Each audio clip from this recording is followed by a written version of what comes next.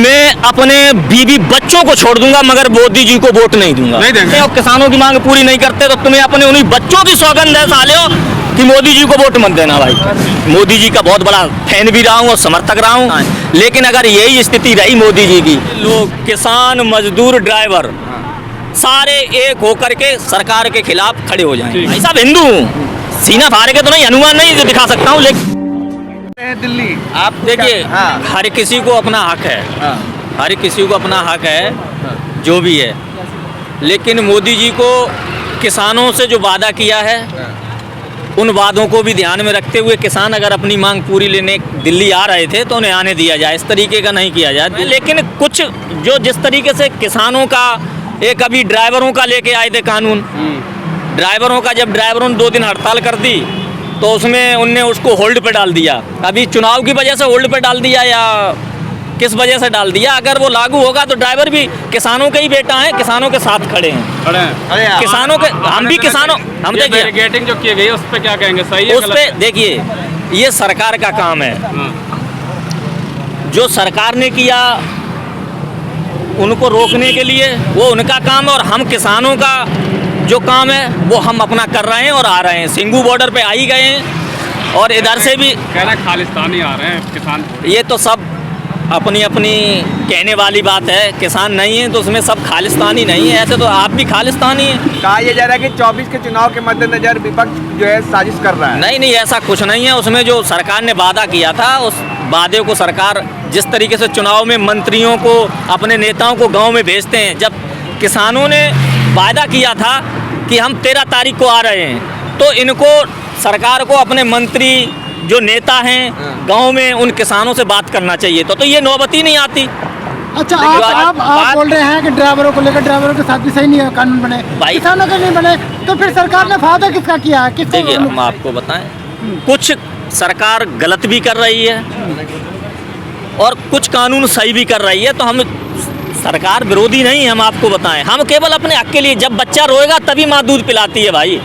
आप अगर घर में बैठे रहोगे रोड पे नहीं आओगे तो आपको कोई पूछने वाला नहीं है। लेकिन किसान तो काफी टाइम से रो रहे हैं, रो रहे हैं ना, तो उनके अपने हक मांगने के लिए आ रहे हैं, तो सरकार को उन्हें आने दीजिए, उनसे बात करिए किसानों से। चुनाव तो इसीलिए होता है ना हर 5 साल में कि सरकार अगर अच्छा काम नहीं, अगर देखिए साहब आज चुनाव भी बिल्कुल सर पे ही आ गया, अगर सरकार नहीं करती है, मैं आपको बता रहा हूँ कि परमानेंट हमारे बच्चों ने, हमारी बीवी ने, हम सपा के समर्थक हैं, आपको बताऊं क्लियर, हमारे घर वालों ने, हमारी मम्मी ने, सबने वोट दिया और जबरदस्ती हाँ मोदी जी को, और मुझे भी वोट डालने के लिए कहा, हमने भी दिया मोदी जी को, आपको बताएं। लेकिन अगर यही स्थिति रही मोदी जी की तो मैं मोदी जी का बहुत बड़ा फैन भी रहा हूँ और समर्थक रहा हूँ। अब आपको बता रहा हूँ कि हम साला एक ही लड़का है, अगर ये कानून वापस नहीं लिया इनने ड्राइवरों का और ये किसानों की मांग, तो मैं कसम खा रहा हूँ आपके माध्यम से और अपने उन जो ड्राइवर भाई आपके माध्यम से हमें देखेंगे कि मैं अपने बीवी बच्चों को छोड़ दूंगा मगर मोदी जी को वोट नहीं दूंगा। नहीं देंगे? नहीं देंगे। इतना बड़ा फैसला जी। तो आप तिलक लगाए हुए हैं हिंदू, मैं अरे हिंदू हूँ भाई साहब, हिंदू हूँ, सीना फाड़ के तो नहीं, अनुमान नहीं जो दिखा सकता हूँ, लेकिन मैं आपको बता रहा हूँ अगर बीवी ने और हमारे माँ परिवार ने ये कहा कि मोदी जी को वोट दो, अगर ये कानून वापस लिया तो मैं वोट नहीं दूंगा मोदी जी को। कसम खा ली आपने? कसम खा ली इस चीज हिंदू की। कमजोर नहीं हो जाएगा? अरे यार हिंदू कौन मारे दे रहा है? हिंदू को मारे कौन दे रहा है आप बताइए? एकजुट कर रहे हैं मोदी जी हिंदुओं को। अरे एकजुट कर रहा है तो बाकी कहाँ चले जाएं आप बताओ ना, सिख ईसाई जे कहाँ चले जाएं, जे देश से बाहर चले जाएंगे आप बताइए ना, जो बाकी जो लोग हैं वो कहाँ चले जाएंगे आप बताओ। अच्छा आप कसम खा रहे हैं और एक मोदी जी के फैन भी हैं, तो ये कैसे होगा? नहीं आप बताइए ना, अगर हमारा बाप 2 भैया है और बापों को भैया अगर हमारे बापों को मारती चलवा तो हम कौन इज्जत करेंगे आप बताओ? नहीं करेंगे, सही बात है। आप बताइए ना, अगर भाई हमारे बाप की हमारा सगा भाई इज्जत नहीं कर रहा, जूता मारता चला रहा है नाजायज, तो हम उसकी इज्जत करते रहेंगे? कब तक इज्जत करेंगे आप बताइए? इस बार मोदी जी से टकराव है? नहीं, अगर ये मांगे मान लेते हैं और हमारे ड्राइवरों का जो लिखत में कानून वापस कर देते हैं तो मोदी जी के साथ है। ना अन्यथा मैं कसम खा चुका हूँ कि मोदी जी को वोट नहीं दूंगा। मैं बीवी बच्चे को तलाक दे दूंगा, घर से बेदखल कर दूंगा। जो भी 10 बीघा जमीन हमारे हिस्से में पड़ती, मैं साले अपने लोंडे को बेदखल कर दूंगा।